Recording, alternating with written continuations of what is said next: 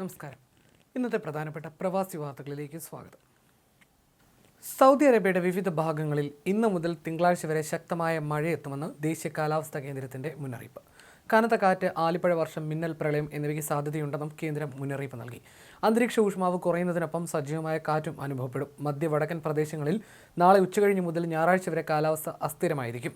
പടിഞ്ഞാറൻ തെക്കൻ മേഖലകളിലും സമാനമായ കാലാവസ്ഥാ മാറ്റങ്ങൾ പ്രതീക്ഷിക്കുന്നു.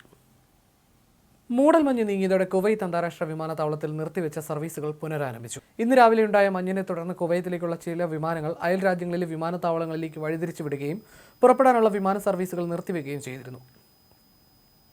ട്രാഫിക് നിയമലംഘനങ്ങൾ നടത്തിയാൽ കർശന ശിക്ഷയുണ്ടാകുമെന്ന് മുന്നറിയിപ്പ് നൽകി കുവൈത്ത് അധികൃതർ. കർശന പിഴ ചുമത്തുമെന്നും അധികൃതർ ആവർത്തിച്ച് മുന്നറിയിപ്പ് നൽകി. ചില സാഹചര്യങ്ങളിൽ വാഹനങ്ങൾ 2 മാസം വരെ പിടിച്ചെടുക്കാൻ സാധ്യതയുണ്ടെന്നും 1000 ദിനാർ വരെ പിഴ ചുമത്തുമെന്നും മുന്നറിയിപ്പുണ്ട്. ഇസ്ലാമിക് അഫയേഴ്സ് അതോറിറ്റി 2026 ഹജ്ജ് തീർത്ഥാടനത്തിനായിട്ടുള്ള ഇമിറാത്തി പൗരന്മാരുടെ പേരുകൾ പുറത്തിറക്കി. ഈ വർഷത്തെ ഹജ്ജിനായി UAE നിന്ന് മാത്രം 72,000-ലധികം പൗരന്മാർ അപേക്ഷ നൽകിയിരുന്നു. ഇതിൽ നിന്ന് 6,228 പൗരന്മാരെയാണ് തിരഞ്ഞെടുത്തിരിക്കുന്നത്.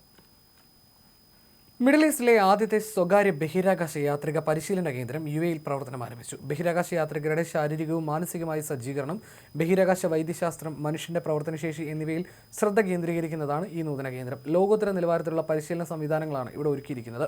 വിവിധ തലങ്ങളിലുള്ള പരിശീലന പരിപാടികൾ ഇവിടെ ലഭ്യമാകും.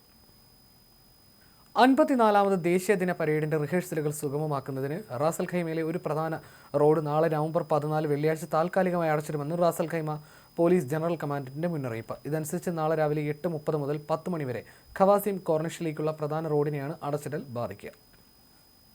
അവധിക്ക് നാട്ടിലെത്തിയ പ്രവാസി മലയാളി വീഡിയോഗ്രാഫർ മരിച്ചു.